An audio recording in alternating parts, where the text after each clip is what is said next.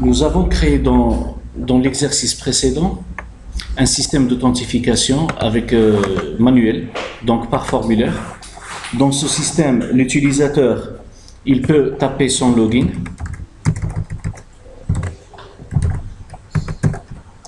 Et il peut taper son mot de passe pour se connecter sur une page sécurisée. Voilà, la page elle est sécurisée.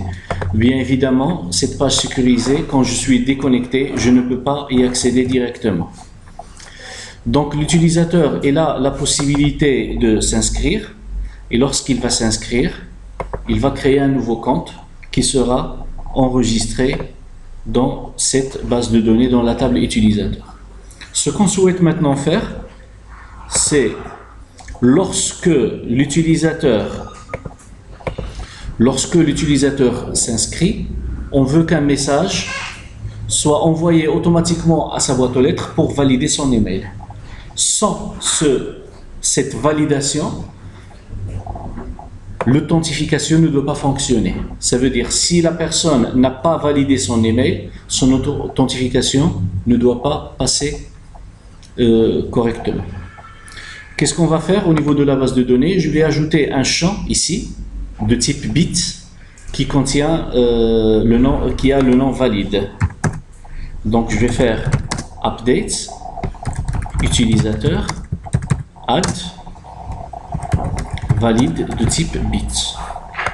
Je travaille sur SupEasy, c'est la même base de données. Exécuter.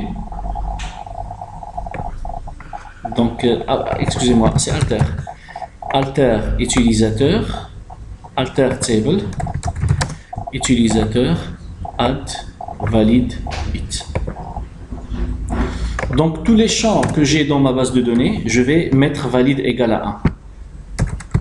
Update utilisateur set valide égal à 1. Donc les utilisateurs qui existent déjà, select étoile from utilisateur, je considère qu'ils sont déjà validés, qu'ils ont déjà validé leur compte. Je vais aller à ma page de se connecter et je vais ajouter sur cette connexion, sur la condition, quand je cherche est-ce que le login et le mot de passe existent, je dois aussi exiger comme quoi valide égale à 1. Si valide égale à 0, ça veut dire que l'email n'est pas validé pour le laisser passer. Très bien. La page login maintenant.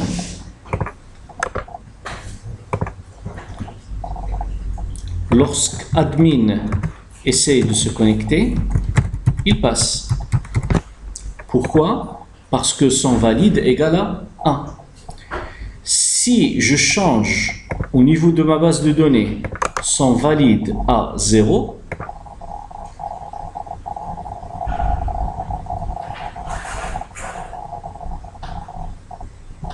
donc celle-là, je vais faire false. Donc select étoile from utilisateur, c'est false.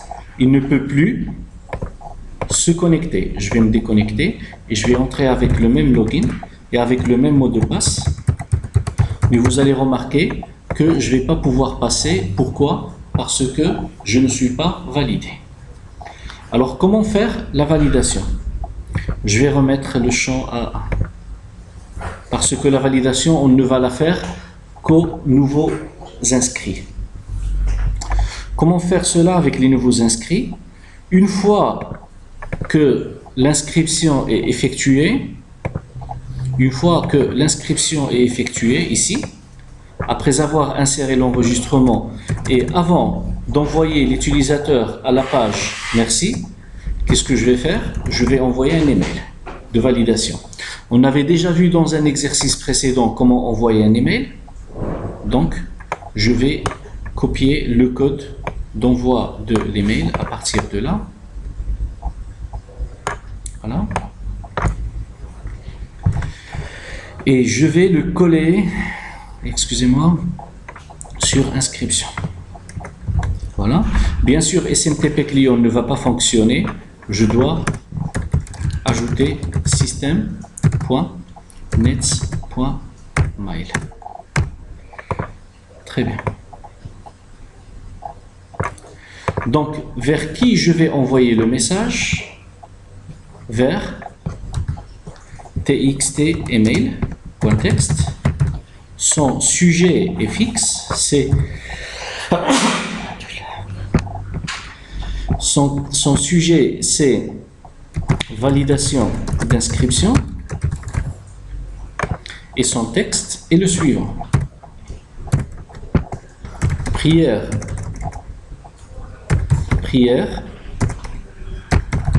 de cliquer sur le lien suivant pour valider votre inscription. C'est quoi le lien? C'est href. Notre serveur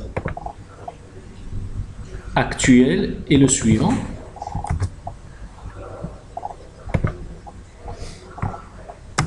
Égal validation.aspx plus donc mail égale plus txt_email.text. Je vais expliquer ça par la suite. Plus cliquez ici slash a. Donc notre email est le suivant.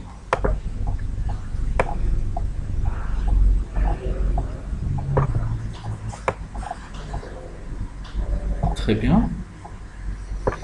Et le message sera envoyé à partir d'une boîte aux lettres. Donc from, excusez-moi, from c'est ma boîte aux lettres à moi.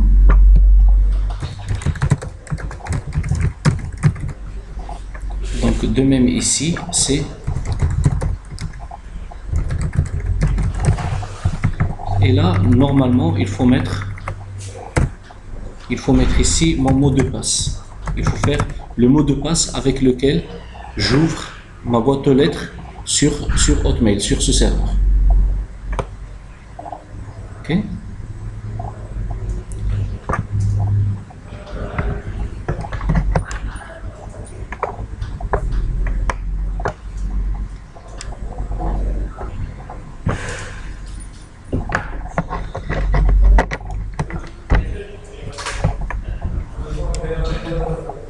Donc j'ai tapé ici mon compte de boîte aux lettres et virgule, il y a le mot de passe qui est juste à... Je vais enregistrer, on va tester ça. Donc au niveau d'inscription,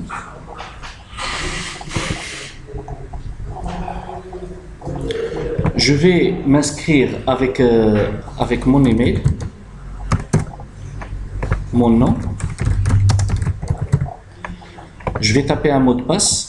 1, 2, 3, 4, 5, 6, 7, 8, 9.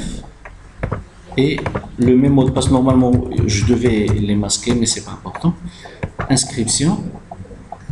Les noms de colonnes. Donc voilà, au moment de l'inscription, je devais ajouter comme quoi la validation c'est 0. C'est le même message que vous avez eu tout à l'heure. Ok? Donc au moment de l'inscription, quand je clique sur inscription, il doit insérer dans la base de données, le txt email, le mot de passe, le nom, et pour valide, il doit insérer la valeur 0. Pour la validation, il doit insérer la valeur 0, parce qu'on a dans notre base de données 3 champs, plus le 4 que je viens d'ajouter. Bien sûr, si j'actualise ici, je vais avoir les 4 champs. Donc je vais actualiser, je vais continuer. Et là, normalement, si le message sort de ma boîte aux lettres, je dois être redirigé vers merci. Voilà, merci pour votre inscription. Alors Outlook, on remarque qu'on a reçu un message ici, sur ma boîte aux lettres Outlook. Donc c'est un message que je viens de recevoir maintenant. Je vais aller le voir. Donc voilà, validation d'inscription. et je trouve ici prière de cliquer sur le lien suivant pour valider votre inscription. Je vais cliquer sur ça. Et regardez ici en bas, il y a le chemin vers lequel, donc c'est validation.spx, mail égale Oussara quelque chose. C'est mon email, donc je vais valider mon email. Si je vais voir ma base de données, select étoile from utilisateur, excusez-moi, select étoile from utilisateur, je vais trouver comme quoi le compte a été créé, mais validation c'est 0.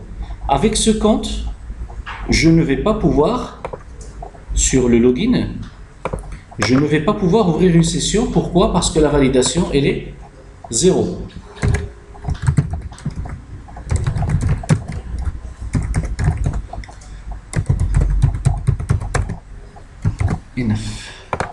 Donc ça passe pas. Même si j'ai tapé le bon mot de passe. Ça passe pas. Donc je dois valider. J'ai pas encore programmé la page de validation. Je n'ai pas dans mon projet la page de la validation. On va la créer ensemble et vous allez remarquer qu'elle est très très simple.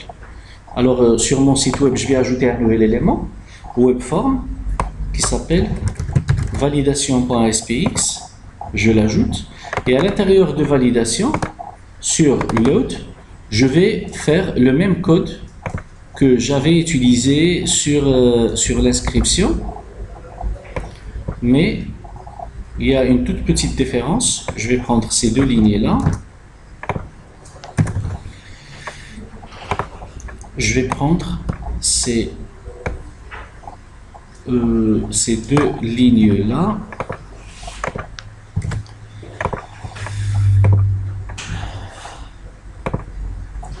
Je vais prendre cette ligne, excusez-moi, cette ligne.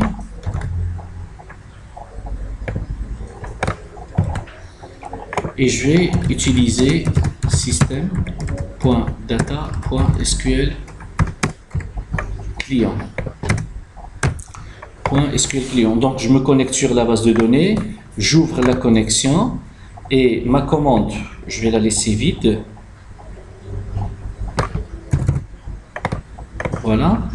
Ma commande, elle est sur CN et là je vais faire update utilisateur set valide égale à 1, set valide égale à 1, where quoi? Where le login, ce champ-là, where le login, like quoi? Like quoi? Le login, il est égal à quoi? Il est égal, le login, il est égal à cette valeur qu'on a dans les mails. Donc, request, mail, regardez ici, j'ai validation ASPX, regardez ici en bas, dans le lien qui s'affiche en bas. Donc, j'ai validation.aspx, mail égale les mails. Donc, je dois récupérer la variable mail de request. Donc, le login, like, plus request.query string mail.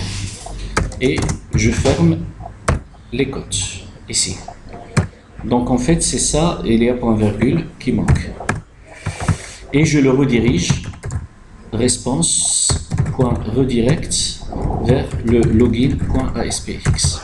On peut lui dire merci pour la validation ou quoi que ce soit. Je vais tester tout ça. Maintenant, validation ASPX, il existe. Je vais pouvoir cliquer sur le lien.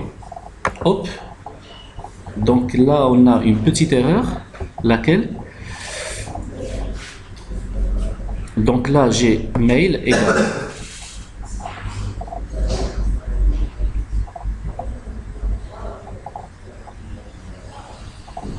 Request.queryString mail. Ici, c'est la collection. Alors, je devais utiliser des crochets à la place des parenthèses. Il la considère comme étant une méthode, mais c'est une, voilà.